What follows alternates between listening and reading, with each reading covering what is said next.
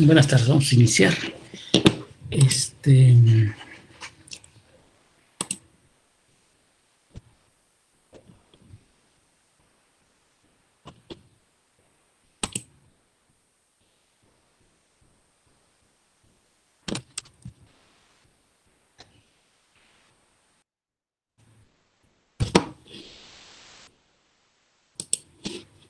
Bien, rápidamente para recordarles, nada más para recordar un poquito, no perder el hilo de lo que estamos platicando de la inmunidad.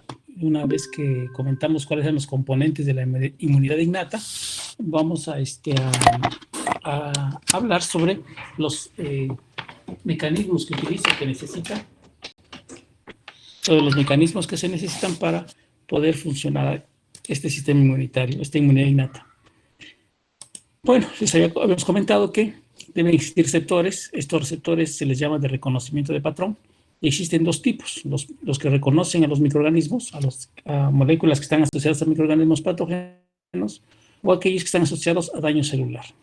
¿Cuáles son los sitios? Bueno, pueden estar sobre la membrana plasmática, dentro de las vesículas o en el citoplasma. ¿Sale? Eso ya hemos platicado. Bueno, estos receptores, por lo tanto, pueden ser de tres tipos. O sea, reconocían a estos dos patrones y los receptores son de estos tres tipos: los de tipo señuelo, los tipos NOD y los que están asociados con el inflamosoma, y los que están asociados a productos microbianos. Bueno, ¿dónde vamos a encontrar los de tipo de señuelo? Existen 10 variantes. Estos receptores tipo señuelo se les considera receptores TLR, y encontramos 10 variantes de estos tipos de receptores. Van a estar localizados en la membrana plasmática. Aquí están, vean, el esquematizado, y en las vesículas endosómicas. Estos van a su vez, para que se activen, una vez que los receptores entren en contacto con la sustancia que los va a activar, van a ir a través de dos vías de transcripción, ya sea la NF-κB o los factores reguladores de interferón. Estos de los NF-κB, su función principal o a lo que estimulan a la célula es que inicie la síntesis y la secreción de citocinas para favorecer que las moléculas, los glóbulos blancos, se formen moléculas de adhesión para que los glóbulos blancos se adhieran y fuera el reclutamiento y después la quimiotaxis hacia los centros de infección, hacia los centros de donde está el proceso inflamatorio y la infección. Y tenemos el otro, que son los reguladores de interferón. Estos principalmente están relacionados con producir sustancias que favorezcan la acción contra los virus. Tiene una acción antiviral. El interferón, cuando se libera, provoca en las células infectadas por el virus que detengan su proceso de división celular. Con esto evitamos que el virus se replique. Y este interferón también sirve para las células inmunitarias, para que se activen y actúen contra estas células infectadas. Entonces, esa es según algunas de las funciones del interferón. Se ha visto que cuando hay mutaciones en los genes que sintetizan a estos receptores TLR o de señuelo, los pacientes estos pacientes pueden sufrir de inmunodeficiencias graves. O sea, que no pueden responder ante los procesos infecciosos y, por lo tanto, con cualquier infección es de gravedad, ¿no? El segundo grupo son los receptores tipo NOT y el inflamosoma. El receptores tipo NOT son receptores que se encuentran en el citoplasma. Aquí lo estamos viendo, tipo NOT en el citosol, en el citoplasma. Y estos tienden a reconocer tres tipos de sustancias: aquellas que hablan de que la célula está dañada, cuando hay un trastorno en el equilibrio hidroelectrolítico dentro de la célula, o contra Doctor, productos. Sí. Disculpe que le interrumpa, es que me están comentando que como citó a los de las 8 y a los de las 11, ahorita a las 2, la reunión les aparece que ya se llenó, entonces ya no los deja ingresar a la reunión Hay y otros que están en sala de espera. si gustan, pueden a las 3 la repito. Ah, ok, perfecto, gracias. Porfa, sí. Pero les dije a las 3, pero uno dijo que no pueden. Bueno, entonces a las 2, pero sí, diles que a las 3 la voy a repetir la clase, terminando con ustedes, voy con ellos. Muchas gracias. Sí, adelante. Bien, entonces les comentaba yo que estos receptores no reconocen a productos que hablan de que la célula está lastimada, que hay trastornos en el transporte de electrolitos de la célula o que está asociado a productos microbianos. Entonces, por ejemplo, ¿cuáles serían las sustancias que reconocerían estos receptores NOD cuando la célula está dañada? Pues el ácido úrico, que nos hablaría de que se está sintetizando o degradando el ADN y por lo tanto los productos de degradación generan ácido úrico.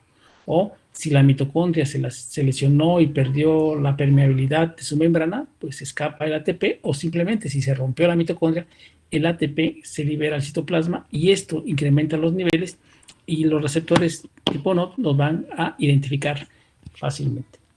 Otra es que si la membrana celular se dañó, pues va a haber una pérdida de potasio, va a haber una salida del potasio hacia el espacio extracelular y esto va a reducir las cantidades, las concentraciones intracelulares y también lo va a reconocer estos receptores tipo NOD.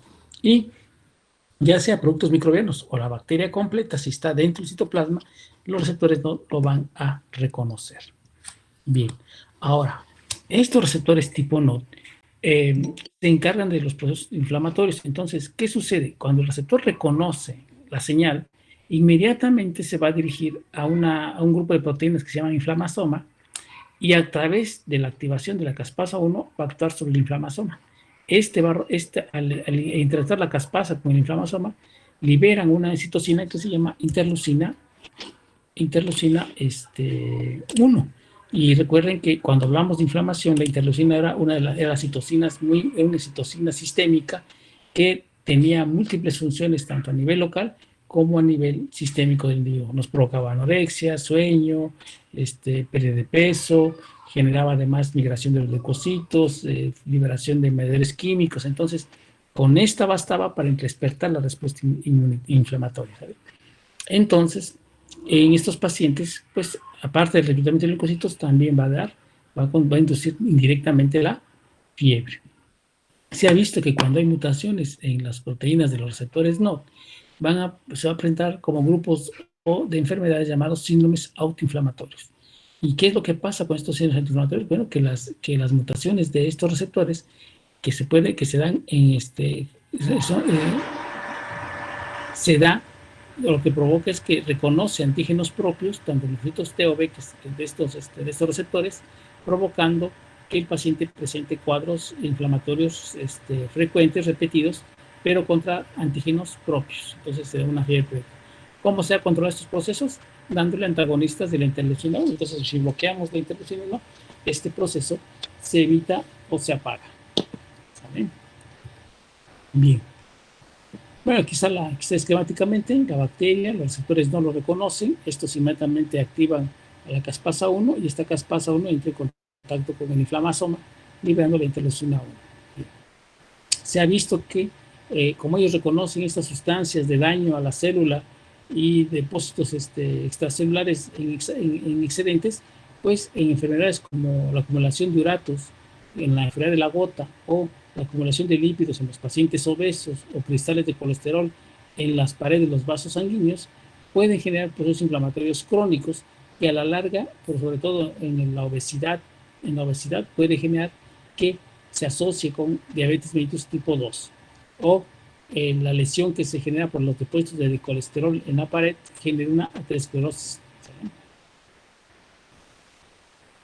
Los otros grupos de receptores, el tercer grupo de receptores, son los que están asociados a productos microbianos. Entonces aquí tenemos receptores, por ejemplo, para la lectina tipo C, que se la vas a encontrar sobre la superficie de la membrana plasmática de los macrófagos y de las células dendríticas. ¿Por qué ellos dos?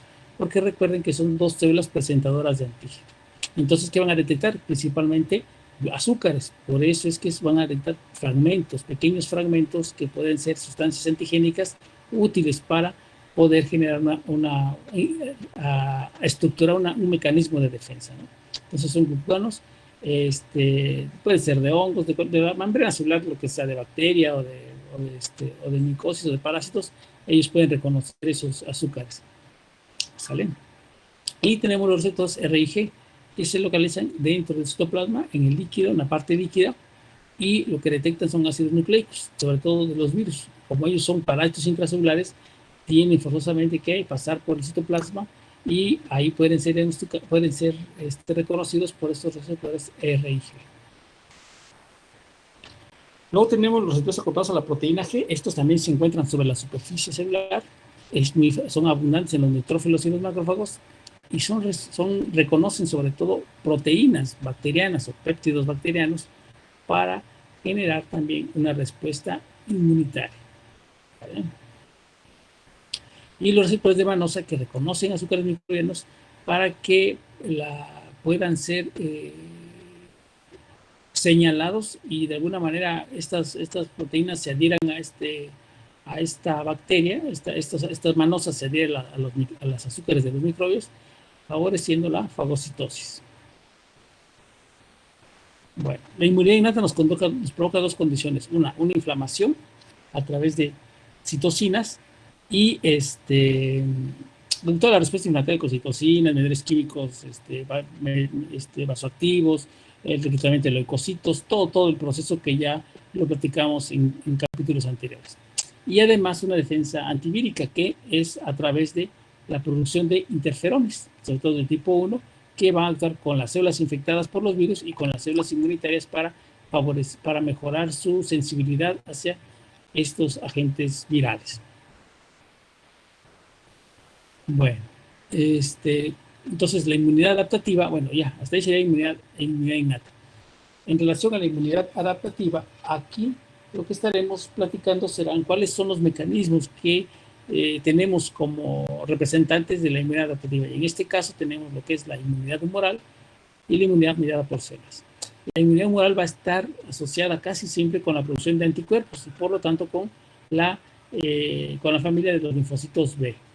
La inmunidad celular es más responsable de actuar contra microorganismos intracelulares, pueden ser parásitos intracelulares, pueden ser virus que son de por sí intracelulares o bacterias intracelulares. Entonces, contra todos los componentes intracelulares va a actuar la inmunidad de tipo celular y está mediada por medio de los linfocitos T. ¿Vale? Bien. Entonces, de aquí pues nos lleva a reconocer diferentes tipos de linfocitos que existen en nuestro cuerpo, como los linfocitos T, los B y los T en sus diferentes presentaciones, CD4, CD8, coadyuvantes, reguladores, citolíticos, los NK, en fin, toda esa gama de linfocitos.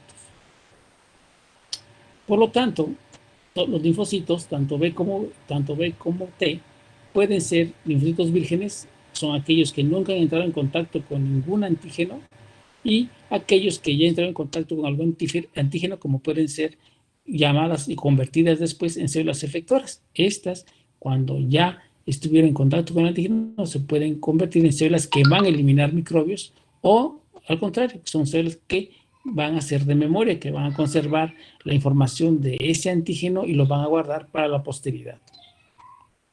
¿Sale?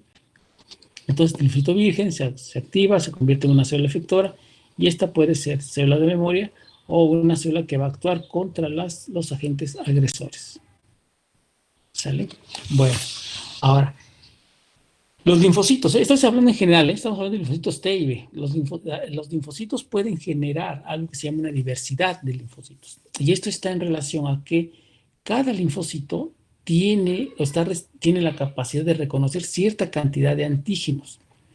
Entonces, sin haber tenido contacto previo con ellos, o sea que genéticamente ya viene preestablecido a qué antígenos puede él reconocer. Es entonces que cuando un antígeno llega a nuestro organismo, no se va a unir al primer linfocito que encuentre, sino que se va a unir o se va a generar la reacción antígeno-anticuerpo con el linfocito que esté genéticamente preestablecido para reconocer esa sustancia o ese antígeno. Entonces, a eso se le llama selección clonal. ¿Sí? Cuando el antígeno entra y activa de forma selectiva al linfocito que está genéticamente preestablecido. Hagan de cuenta que, como decimos, busca su media naranja, ¿no? Entonces, cuando encuentra su media naranja, entonces ya puede realizarse. Y eso se llama una selección clonal. Bueno. Entonces, esto lleva a la teoría de que todos los linfocitos que se forman en nuestro cuerpo ya vienen previamente establecidos con el reconocimiento de algún tipo de antígeno. Entonces, ahora, ¿qué es el clon? Son los linfocitos que tienen la misma especificidad. Bueno, entonces, ahora, este linfocito, una vez que empieza su replicación, forma una clona, o sea, porque todos tienen la misma información, todos son idénticos, son gemelos, digamos. Entonces, por lo tanto, esa es la clonalidad, es el clon. Bueno, ahora, si hablamos de números, entonces decimos que en nuestro cuerpo hay aproximadamente 10 a la 12 linfocitos, algo así como 1.000 millones de linfocitos en nuestro cuerpo.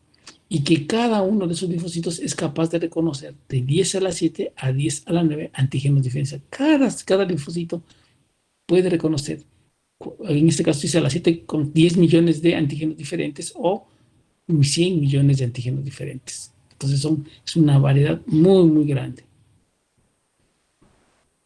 Bueno, ¿cómo es que logra esto? Pues lo consigue a través de que los receptores del antígeno, o sea, los receptores de los linfocitos T y los receptores del tipo B, a través de su información genética puede generar combinaciones. Estos genes se combinan y van generando diferentes estirpes. ¿Sí? Entonces es modificable los receptores T y B de cada uno de los linfocitos. Lo logra gracias a unas enzimas que son las RAG1 y las RAG2, que se encargan de generar esa recombinación. Cuando hay una mutación de las proteínas RAG, esto imposibilita a los linfocitos para generar esas múltiples variedades de receptores de antígenos, o sea, ya no puedo generar la diversidad de reconocimiento.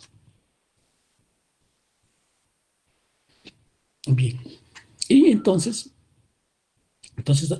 ahora, esto que estamos platicando acá, esta recombinación, esta capacidad de generar múltiples receptores para una gran variedad de antígenos, solamente lo pueden hacer los linfocitos T y B, porque todos los receptores para reconocer antígenos existen en nuestras células de nuestro cuerpo. Todas las células somáticas, todas las del hígado, la del ojo, la del riñón, la del intestino, todas reconocen antígenos, pero la única que tiene la capacidad de recombinarse y formar nuevas estructuras para reconocer nuevos antígenos, solamente lo pueden hacer los linfocitos T y B. ¿Sale? Entonces, ¿cómo lo consiguen? Bueno, los linfocitos T lo pueden hacer a través de su receptor TCR. Entonces, quiere decir que este puede modificarse múltiples veces y formar diferentes variaciones para reconocer a diferentes antígenos. Lo mismo sucede en los linfocitos B con sus receptores para inmunoglobulinas. Cada uno de estos inmunes puede modificarse para generar igual diversidad en el reconocimiento de antígenos. ¿Sale?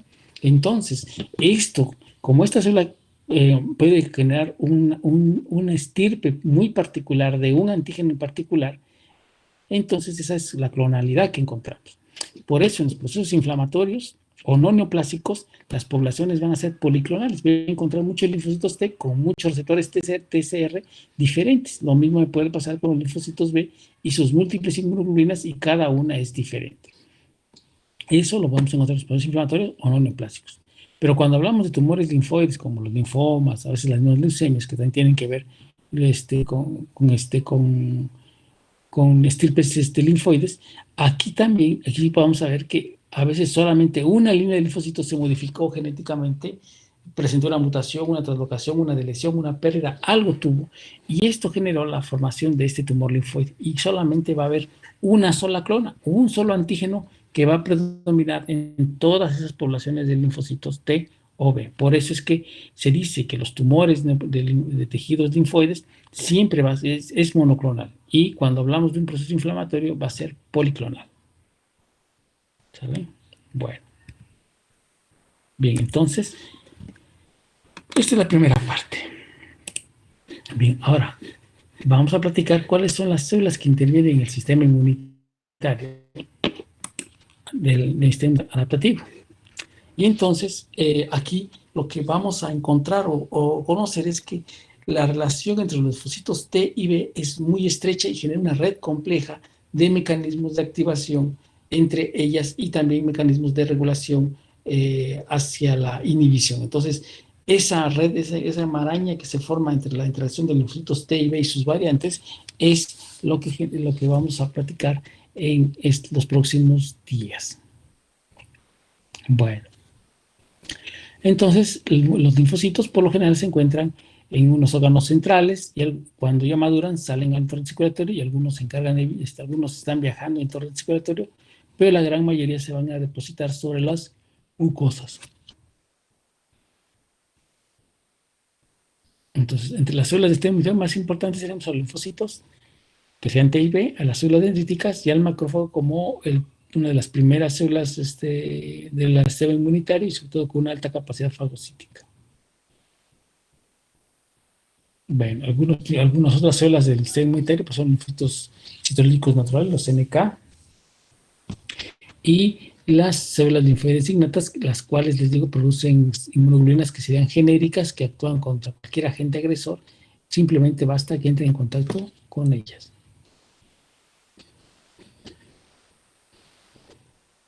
Bien, los linfocitos van a estar asociados al tejido linfoide, a un sistema de tejido de linfoide que está constituido por órganos centrales como son el timo y la médula ósea, y por órganos periféricos como son las mucosas, los ganglios linfáticos, y el torrente circulatorio. Ahí vamos a encontrar este tejido linfoide.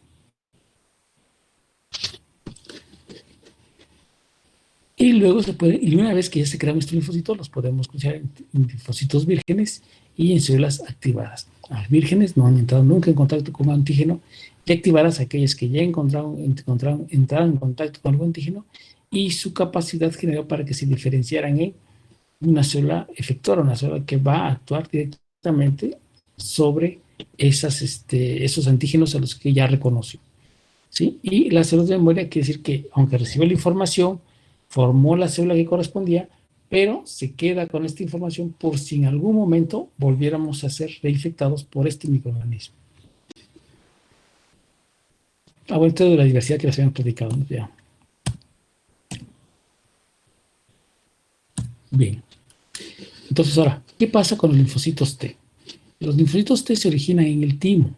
Estos son precursores de células madre que llegan en la etapa embrionaria y formar el timo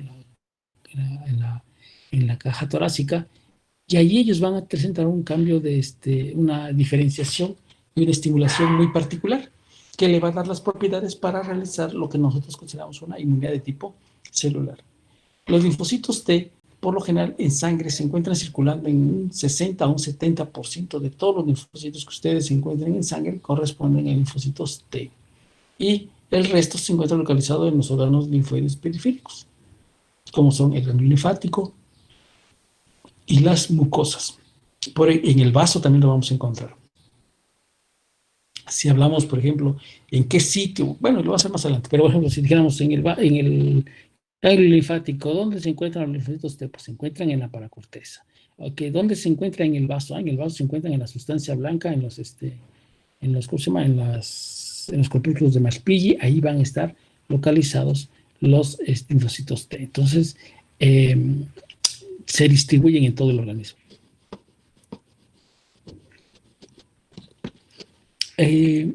Estos linfocitos T pueden estimular a los linfocitos B para activar una respuesta inmunitaria. Estos colaboradores pueden hacerlo estos colaboradores que sean los linfocitos TCD4 pueden estimular a los linfocitos B, o también pueden estimular a otros linfocitos TCD4 para instaurar una respuesta inmunitaria a este tipo celular. Otras células pues intervienen con las células citotóxicas, que son linfocitos TCD8, que matan directamente a las células infectadas o que están invadidas por algún microorganismo intracelular. Y encontramos otros linfocitos T que son reguladores, que van a limitar la acción de los linfocitos TCD4 y la acción de los linfocitos TCD8, que serían los citotóxicos. O sea, porque si no les diéramos un tope, un límite, podrían estarnos creando muchos problemas de lesiones celulares, de lesiones a nivel de los tejidos.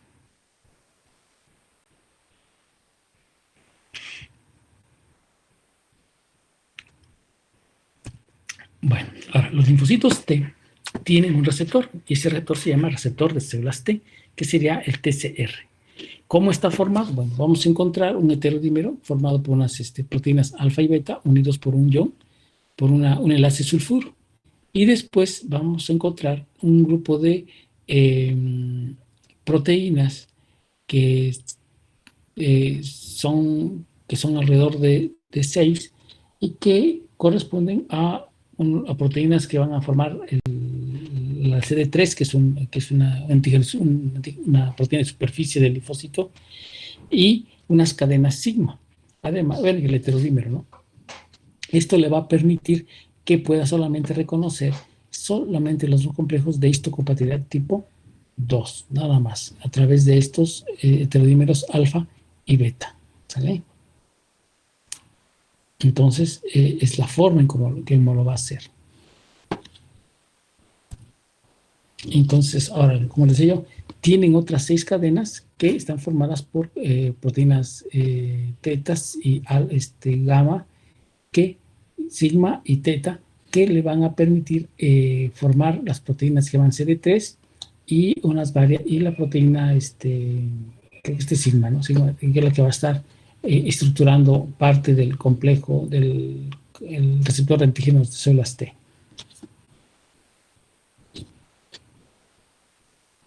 Bien.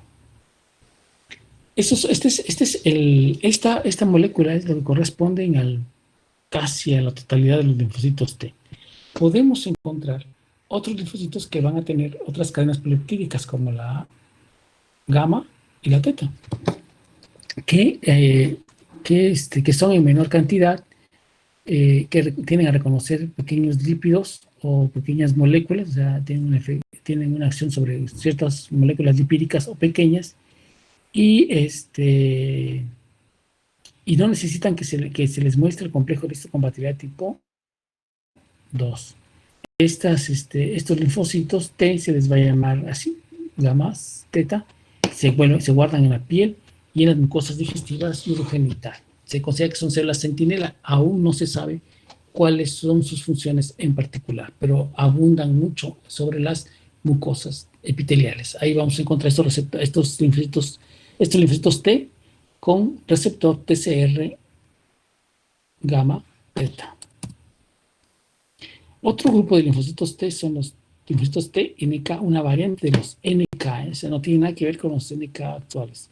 Estas son, lo que pasa es que se llama así porque tienen unas proteínas que son muy similares a los linfocitos NK. Y por lo tanto, es por eso que lleva este nombre. Tener esas proteínas le permite a él reconocer algunos azúcares que van a procurar unirse a la proteína CD1, que es muy parecida al complejo de histocompatibilidad, ¿sí? Pero no lo es. Entonces, también aún se sigue desconociendo cuál es su función. Bien, las proteínas CD3 y las proteínas sigma de los linfocitos expresan otras proteínas que le sirven para poder afianzar la señal que va a recibir de las células receptoras de antígeno o de las células dañadas. Entonces, ¿quiénes las proteínas intervienen o interactúan con estas CD3 y las proteínas sigma que se encuentran en el receptor de células T? Pues las proteínas CD4, la proteína CD8, la CD28 y las integrinas. Todas ellas tienen que ver con estas proteínas CD3 y su interacción para reaccionar contra los antígenos.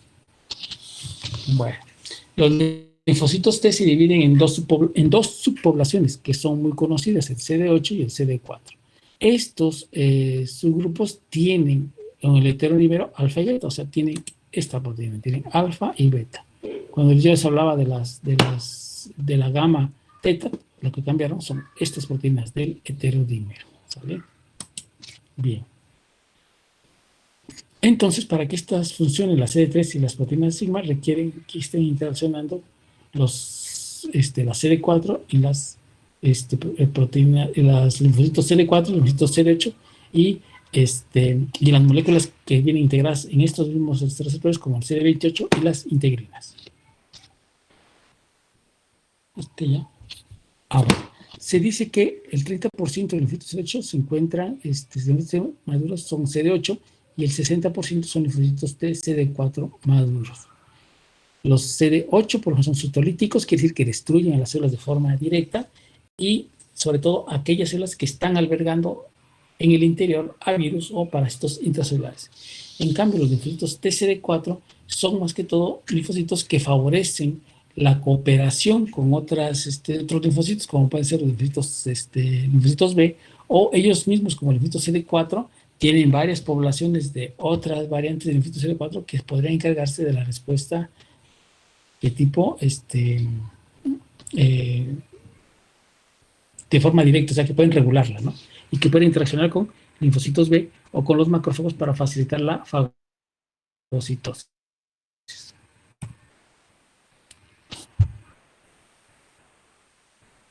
Bueno, ¿qué pasa?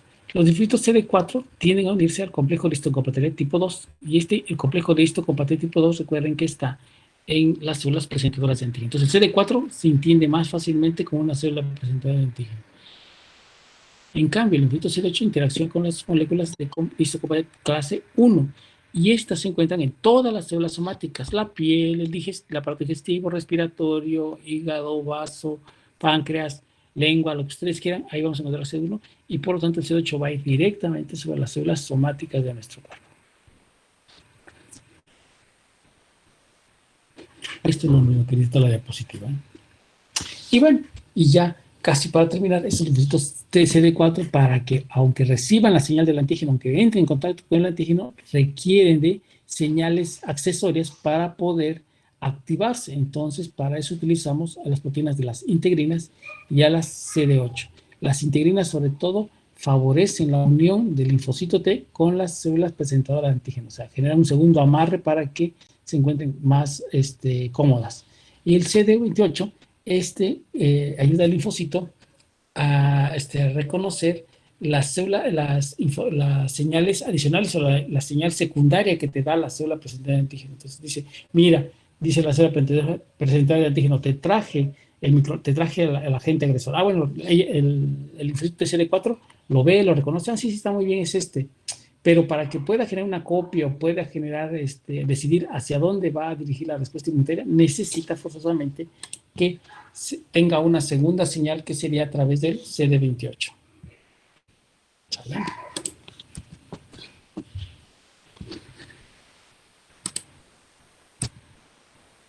Bien, no sé, creo, lo dejamos aquí para que no se me vayan enredando tanto. Y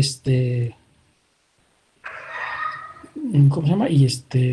Y continuamos el viernes. ¿Hasta aquí alguna pregunta?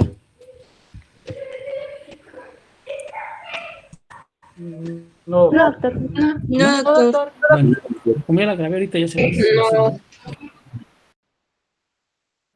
Sí, hasta luego, muchachos. Gracias, Muchas doctor. gracias, doctor. Gracias, doctor.